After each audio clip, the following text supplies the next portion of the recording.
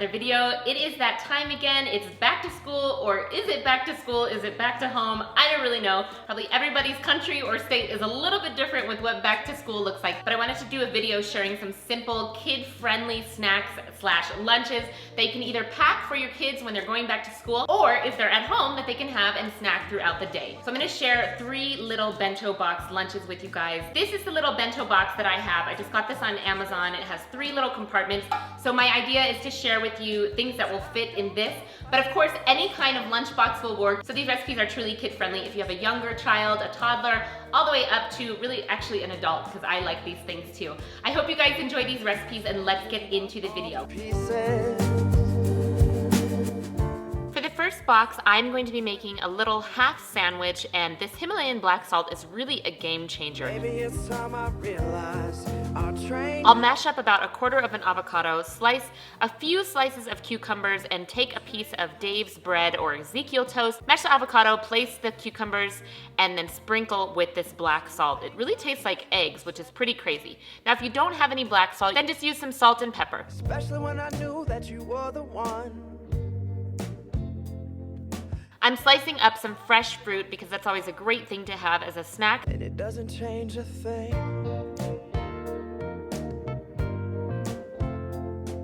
And I'm doing these little date treats. They really taste like, if you use peanut butter like I'm using in this one here, it tastes like a Reese's peanut butter cup, which is really amazing.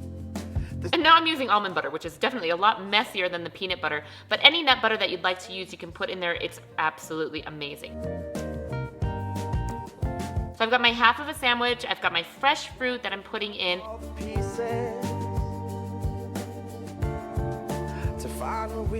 And then adding those little date treats. I ended up sprinkling a little bit of hemp seed on top, but that's totally optional. Maybe it's time I realize.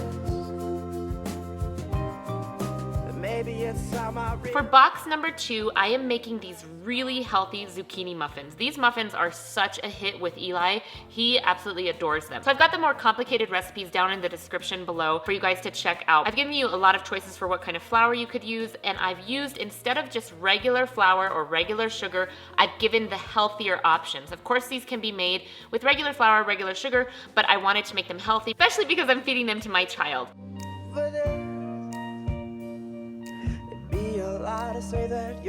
I went ahead and used unsweetened applesauce instead of oil, and to me that is really a key to these being super tasty. I use the unsweetened applesauce from Trader Joe's, in case you are wondering. Our train has passed. I tried picking up all the pieces to find where we went wrong. And I love these because they have a lot of zucchini in them. You don't have to use a mixer. I actually made these muffins while both of my kids were sleeping, and I feel like I was very successful as a silent baker. Maybe it's time we realize. Now, because they're oil-free, I opted for the paper liners. You want to make sure they cool all the way, or they will stick to the paper ever so slightly. Our train has gone. Our train has. Then you just pop them in the oven for about 25 to 30 minutes, depending on your oven. And now let's just enjoy this muffin time lapse. Why is this so satisfying to watch?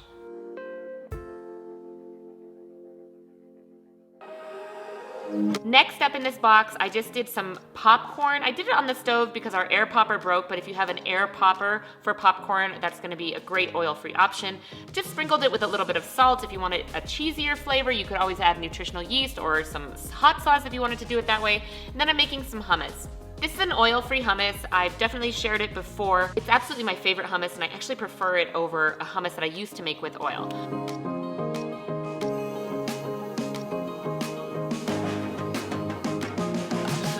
So this box includes a muffin, some popcorn.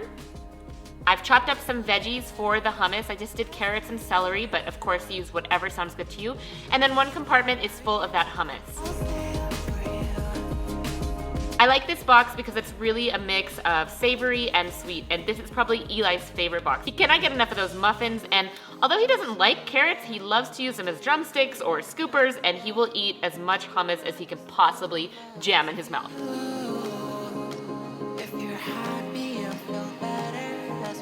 for box number 3, I'm doing some kid-friendly vegetables. I'm using edamame and I'm using some corn on the cob. Eli, again, really loves these, but use whatever vegetables your kid likes. But these store really well in the bento box. So I just steamed those for a few minutes, and I've got some leftovers here. I've got leftover brown rice pasta, which is my favorite non-white pasta, and some mac and cheese sauce that is vegan. I adapted it from my cookbook, and I added like an entire yellow squash to it, which you can't even taste. Adding zucchini or squash to any kind of sauce is a great way to add in more vegetables for kids. And now I'm making these strawberry cashew balls. I always feel like that's such an odd name, but what else are you gonna call them except for balls? Anyways, the recipe is down in the description below. Using freeze-dried strawberries in this is truly the key to them not being super watery as opposed to if you were to use a fresh strawberry. I don't use any oil in these, and just the fat from the cashews alone and the stickiness of the dates keeps these balls together.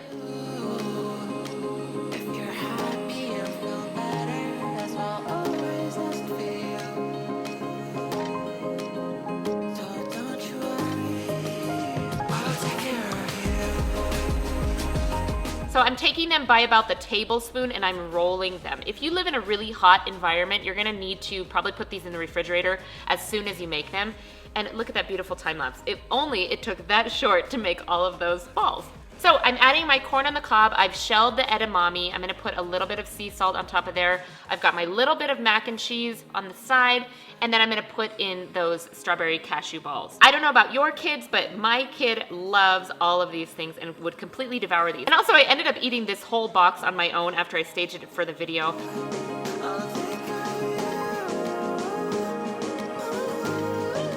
I would definitely suggest putting pepper on before you put the balls in, just in case you make a mistake.